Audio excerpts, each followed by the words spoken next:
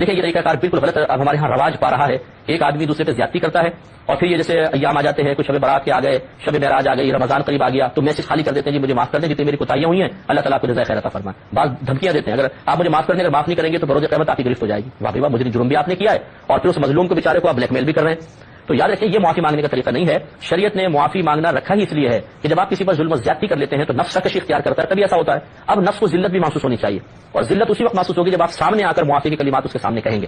ہم اپنی اصل میں یہ نہ پوچھی ہوتی ہے اور نفس یہ پسند نہیں کرتا کہ میں کسی کے سامنے جا کر اس طرح معافی کی ذلت کو برداشت کروں. تو وہی مشورہ دیتا ہے بس ایک میسج کر دو, ٹھیک ہے.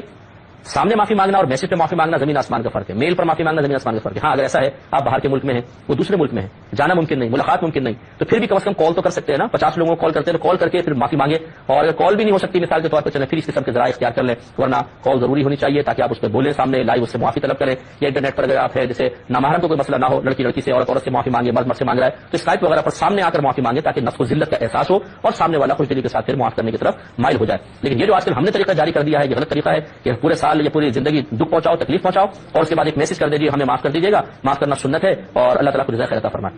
سبحان اللہ. یہ طریقہ کار مناسب نہیں.